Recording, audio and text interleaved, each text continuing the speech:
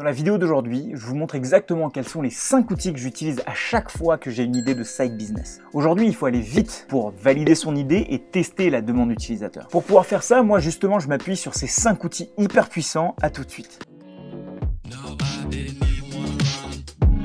Salut tout le monde, j'espère que vous allez bien. Ici on parle de tech, de growth et de no-code. Donc si jamais ça vous intéresse, pensez à cliquer sur vous abonner et la petite cloche pour pouvoir être notifié à chaque fois que je fais des nouvelles vidéos, c'est-à-dire chaque semaine. Pendant le confinement, j'ai eu une idée, l'idée de créer une plateforme pour toutes les personnes qui, à cause de la fermeture des salles de musculation, peuvent pas aller à la salle de musculation et sont un peu en manque de musculation. Moi je me suis dit c'est génial, je veux faire un service qui va permettre de faire de la livraison de matériel de musculation à domicile. Mais évidemment comme chaque idée elle paraît toujours géniale au début, du coup il fallait absolument que je teste la demande. Et il me fallait donc une landing page. Et du coup on commence tout de suite avec l'outil numéro 1.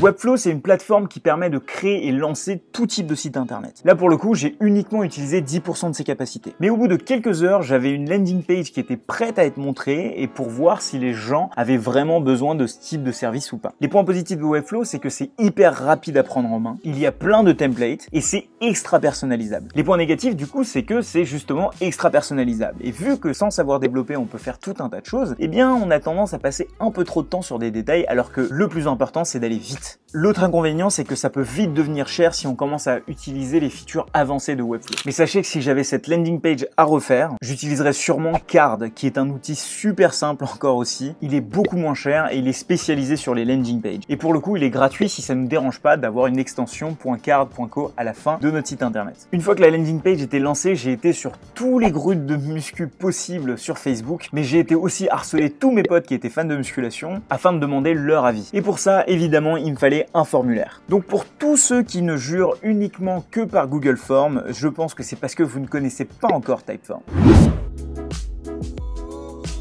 Typeform, c'est le formulaire le plus user-friendly, le plus personnalisable et avec le plus d'intégration que je connaisse. Là, pour le coup, j'avais fait un formulaire hyper simple pour pouvoir savoir qu'est-ce qu'achèteraient mes futurs clients et quel prix ils seraient prêts à payer. J'ai eu plus d'une centaine de réponses en 2-3 jours et très honnêtement, c'était super agréable de savoir que les gens, au final, étaient prêts à payer pour un service de ce type-là. Bon, après, j'avoue, j'avais quand même un peu spammé tous les groupes possibles, mais ça s'est bien passé, j'ai eu de la chance. Pour tous les retours que j'ai eus, j'avais besoin de les stocker dans une espèce de base de données actionnable. Pour ça, rien de mieux que Airtable.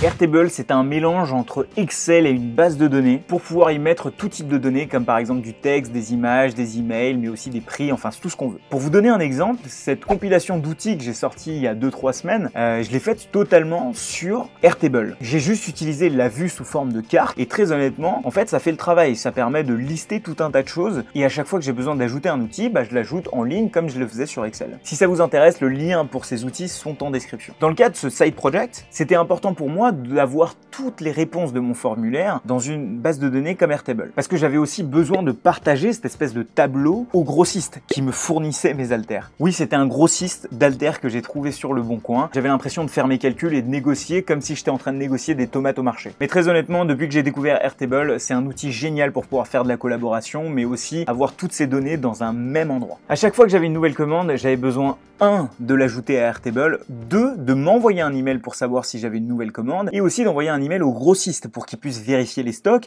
et aussi faire la livraison directement chez l'utilisateur qui avait commandé ses haltères. J'ai utilisé pour ça l'outil le plus ouf que je connaisse. L'outil qui est la colle entre toutes mes applications. L'outil qui m'évite d'aller coder pour des petites choses qui me simplifient la vie. C'est un outil que j'utilise depuis des années, j'ai nommé Zapier. Zapier, c'est un outil qui permet de lier et automatiser vos applications ensemble. Franchement, ils ont des centaines d'applications qu'on peut connecter ensemble, donc il y a de fortes chances que les applications que vous utilisez soient disponibles dans Zapier. Vous pouvez par exemple connecter votre email avec Dropbox pour qu'à chaque fois que vous aviez un nouvel email avec une pièce jointe, et que la pièce jointe se télécharge directement dans Dropbox. Vous pouvez aussi connecter votre LinkedIn avec un Google Spreadsheet pour qu'à chaque fois qu'une personne vous rajoute, qu'elle aille aussi dans ce spreadsheet, comme ça vous avez une base de données de toutes vos connexions LinkedIn. Moi, dans mon cas, j'ai connecté Typeform avec Airtable, mais aussi avec Gmail, pour qu'à chaque fois qu'une commande est passée, qu'elle aille dans mon Airtable et envoie des emails aussi bien à moi-même et aux grossistes. L'outil final qui permet d'encaisser les paiements, c'est Stripe. C'est un outil qui va vous permettre de supporter toutes les cartes bleues à travers le monde pour pouvoir recevoir des paiements, mais aussi vous pouvez créer directement des pages de vente dans Stripe qui va vous permettre, sans rien coder, de vendre des produits comme des chaussures, des bouquins ou comme ici des haltères. Vous pouvez aussi créer plusieurs déclinaisons de produits avec différentes unités, différents types, comme là pour le coup c'était les types d'haltères et aussi le poids de chacune de ces haltères. Et évidemment, ils prennent un pourcentage de 1,4% et 25 centimes sur chaque transaction, mais très honnêtement j'étais ok pour leur donner cette petite part parce que gérer le paiement techniquement parlant c'est super chiant à faire.